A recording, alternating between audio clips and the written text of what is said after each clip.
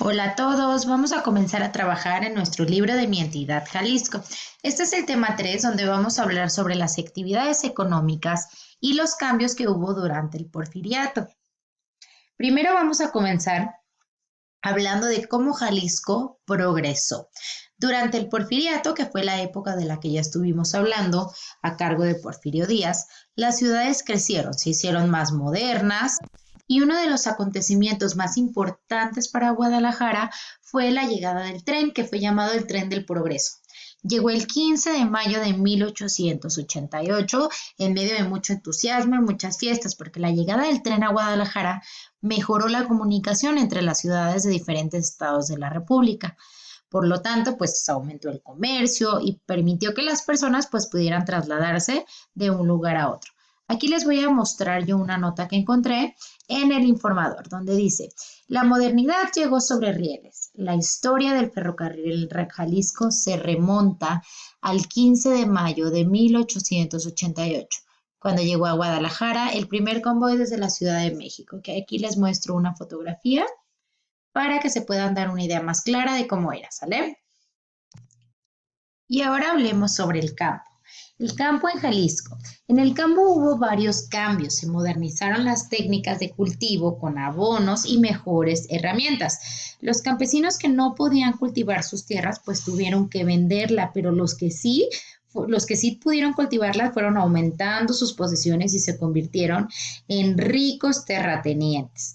Las haciendas y los numerosos ranchos colocaron a Jalisco en las primeras filas de productores agrícolas y ganaderos durante el Porfiriato. El crecimiento económico llegó a Guadalajara mediante el establecimiento de grandes tiendas comerciales de origen europeo, embelleciendo las plazas públicas con electricidad, kioscos, transporte eléctrico con el establecimiento de tranvías, fundaciones de colonias modernas, entre otras. La vida cotidiana en el campo era diferente. Los campesinos que habían vendido sus tierras tuvieron que trabajar para los hacendarios y rancheros. Si se enfermaban o necesitaban comprar algo, tenían que pedir prestado al patrón.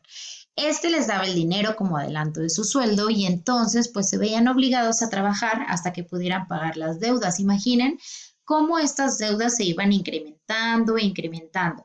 Entonces al final, bueno, pues debían casi toda su vida estar trabajando para el mismo patrón. Como actividad, vamos a observar las imágenes de cómo vivían las personas en el campo y en la ciudad durante el Porfiriato. Vamos a escribir en nuestro cuaderno cómo era la vida cotidiana y cómo era la vida en la ciudad. Aquí pueden ver algunas de las imágenes, cómo se vivía en la ciudad, cómo se vivía en el campo.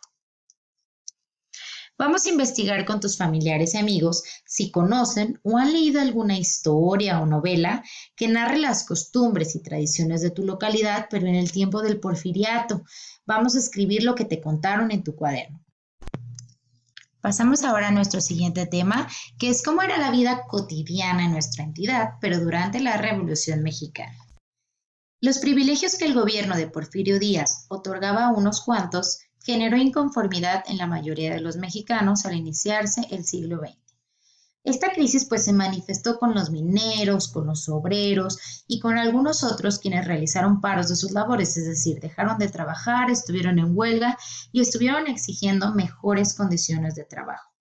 Todo permaneció en calma hasta que el presidente Díaz, en febrero de 1908, manifestó a un periodista estadounidense su deseo de retirarse pronto del poder y que surgiera un nuevo partido en oposición en las siguientes elecciones de 1910. Sin embargo, las verdaderas intenciones del presidente Díaz eran otras, porque él pensaba volver y reelegirse en estas elecciones de 1910, y a que todo lo que pudiera hacerle sombra le inventaba culpas o lo desterraba o hacía cosas para alejarlos de la presidencia.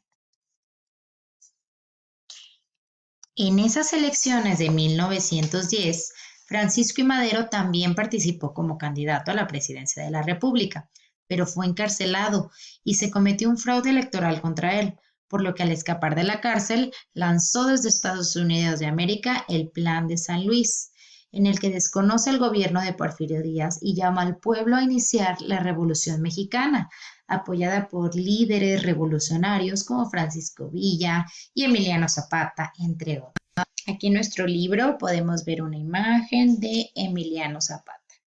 Nuestra actividad va a ser que vamos a investigar en nuestra casa, en diversas fuentes, en internet, en libros, las condiciones laborales que tenían los obreros y campesinos en el periodo del gobierno de Porfirio Díaz.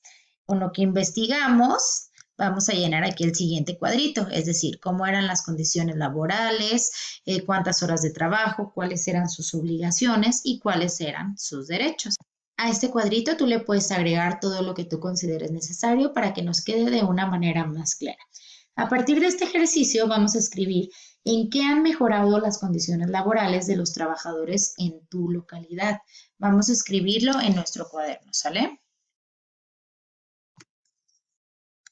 Jalisco en la Revolución. A través de uno de los grandes corridos de la Revolución, titulado La Toma de Guadalajara, vamos a conocer la forma como se realizó una etapa de la Revolución en nuestra entidad. Aquí en este cuadrito rosa de aquí viene cómo era este corrido. Así que como actividad vamos a escucharlo, pueden escucharlo en internet, pueden leerlo, pueden hacer que sus papás les apoyen a cantarlo, pero al final todos vamos a cantar este corrido y vamos a platicar sobre lo que entendimos cada uno de nosotros. A partir de esto vamos a realizar una historieta en hojas blancas, en tu cuaderno, en alguna hoja reciclada que encuentres. Vamos a realizar una historieta donde podamos narrar esta historia del corrido que acabamos de cantar y que acabamos de leer. En junio de 1914, Manuel M. Dieguez se hizo cargo de la gobernatura local y estableció su gobierno por poco tiempo en Etzatlán, ya que el 8 de julio de 1914 entró victorioso a Guadalajara al lado de Álvaro Obregón. Él se dio la tarea de proteger a las clases populares, es decir, formuló nuevos reglamentos sobre el descanso y las vacaciones de los trabajadores, fijó el salario mínimo de acuerdo con el tipo de trabajo, obligó a los patrones a pagar con moneda y no solo con productos.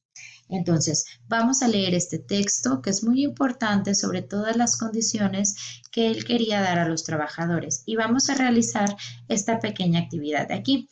Escribe en tu cuaderno los planes que tenía Manuel M. Dieguez para mejorar las condiciones salariales de los trabajadores. Vamos a expresar nuestra opinión en relación con estos planes que él tenía para apoyar a la clase trabajadora. Y con esto terminamos este contenido. En el siguiente video vamos a platicar un poquito más sobre el contenido 5 de nuestra unidad.